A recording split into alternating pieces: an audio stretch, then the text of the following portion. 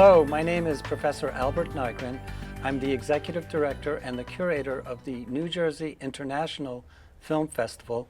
We've been running that festival for 30 years, and we're back this summer with an amazing lineup of films. We'll be showing 33 films from around the world.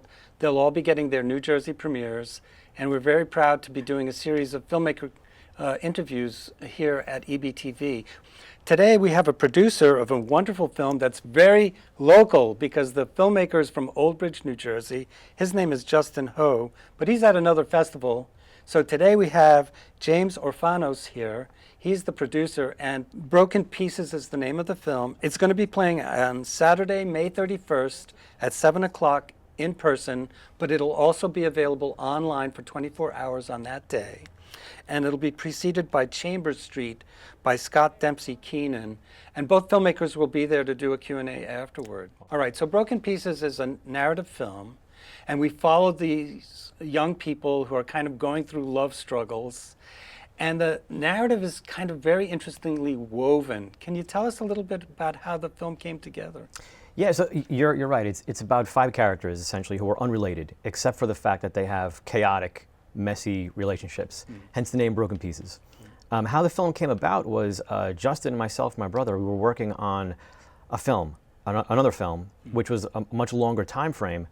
And then during this, my brother and I were out on the West Coast shooting another film. So Justin calls me up and he goes, listen, between now and us finishing the other film, how about a short film? And we were like, yeah, sure, let's do it. And then he calls me up about 2 weeks later. And he goes, look, I'm at page 45, and I just want to keep going. He was like, so what do you think? And I was like, yeah, let's do it. And then, you know, we had a series of conversations, and basically the film came together like that. And then we came back, a couple of months of prep, and then we shot it. So tell us about the time period it took to shoot it, edit it, and get it out into the world. Was it a long process, or was it something that was pretty tight? It was a pretty quick turnaround. We did about 2 months of pre-production. Production, we shot it in 18 days, and then about 2.5 months, 3 months of post to get the whole thing wrapped up. And you shot it in New York City, so I wonder, it's very guerrilla filmmaking style, right? I mean, did you have to get permits to shoot in the subways and things like that, or was it like go in, shoot, and get out? A combination of both, because we shot in subways, a lot of subway scenes. Yeah, it's very important. And then we shot in a lot of parks. We shot in Washington Square Park, Central Park. So some places we needed permits, some places not so much. We weren't putting down a tripod in a lot of places, and there's a lot of exterior shots all throughout New York City. And we shot a little bit in Queens, a little bit in Brooklyn. We shot in New Jersey a little bit, but primarily in Manhattan. Yeah, the film was shot. It's also one of the stars of the film, I think. A big attempt was made to make New York City itself a character. Yeah, I think so. And you know, a lot of the film came from conversations about New York City and how difficult dating is in New York City and big cities and how crazy relationships are. So for sure, New York had to be a character in the film, very much so. Yeah, I think the cast is just amazing. I think the young women who play the leads are outstanding. I mean, I'm sure we'll see them in other movies. They're so good. Tell us a little bit about who these people are and how you found them. Oh yeah, the actors and actresses did a fantastic job. Like honestly, an amazing job on the film. And so we did auditions for the films, and we brought in tons and tons of people for auditions. A lot of the actors and actresses were people we actually happened to know. So Sylvie, for example, who plays Anna, we had met her at the Cleveland Film Festival a couple of years ago. Wow. And Deanna, who plays Lucy, I had met her a couple of years ago, and then she was cast in another film we did. So we had worked with her before, right before Broken Pieces. And it's sort of a similar stories for a lot of the actors. Lynn Pye, another fantastic actress. She had auditioned for a TV show we had done a couple of years ago, and she did a fantastic job in the audition. We made a note to work with her in the future. Broken Pieces was the film for her, and similar story for a lot of the actors. We had worked, like Joe Messina, for example. We had worked with him also on a TV show we had done. Everybody went through auditions, even the people we knew, but they happened to be perfect for the roles, and a lot of them did get cast. Your film is very meta.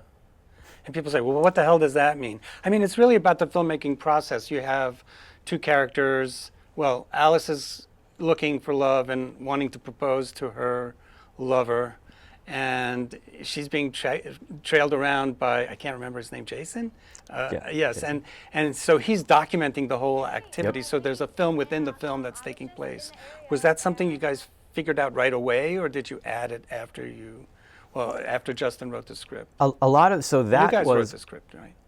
Justin wrote the script. Justin. And so a lot of it was, Justin himself wanted to put in a found footage type of thing into the film. Mm-hmm. And the conversation was how much of that should go into it.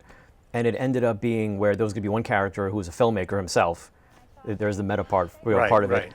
And he's sort of documenting one of the characters' life, just in general. I guess it's something he does. He just documents different people and different things. And he happens to document this sort of romantic journey she goes on in the film. And even there, so the fact that he's shooting plays a part in the film, where I think there's a really beautiful shot to both the actor and Justin's credit, working with the two cameras, where it comes out really well. It really does. And I also think of the podcast where one of the other lead characters is playing guitar to an audience. So there's that meta aspect too, where it's part of the film. I really like that. I always think of your film as a kind of quilt that's woven together really intricately. There's little blocks, but they bleed into each other, and characters cross paths constantly in your film. Was there a choreography to having this happen, or? The complication was the scheduling. Mm-hmm. So scheduling everybody together, and then, other than that, is just, keeping track of what story day are you in at the right time, and making sure the costuming is all in place, making sure that, for the actors themselves, we shot it, it's not shot chronologically, so they have to sort of bounce around different emotional highs and lows. I mean, you are shooting on the streets of New York City. Were there any, dilemmas or issues that came up by shooting live with a lot of people floating around? It was pretty smooth. New Yorkers tend to be pretty jaded, and if anything, we're more of an annoyance, and they kind of get away from us. The only issue was in subways. Some people looked into the camera. Right, I saw. And we had to do a little editing work with that. But you were good about it. I think you did a good job masking all of that. Well, this is a wonderful film. It's going to be playing on Saturday, May 31st, online for 24 hours, in person at 7 p.m. The director, James, and your brother were going to be there, so the producers and some of the actors may be there too. Yeah, we'll try and get out as many as we can. I think we're also trying to arrange a Zoom so that we can do it with all the actors, or as many as we can find. But the actual in-person screening is at 7 p.m. in Voorhees 105, which is located on the beautiful Rutgers University campus in New Brunswick, New Jersey. We're attached to the Zimmerli Art Museum. We're a block away from the New Brunswick train station. There's lots of available free parking. If you go to our website, which is njfilmfest.com, there's a red button that says tickets. You push that button, it sends you to our Eventive website, and all the information is there on the welcome page as far as driving directions, where you can park. And then click around the site so you can see all the information about all the wonderful films. I want to thank you so much, James. It was pleasant really meeting you, and I love your film. We can't wait to show it to our audience. Thanks, man. Thanks for having me. Thank you, too. Take care. Appreciate it. So in the end, if it scares you, it's probably the right choice.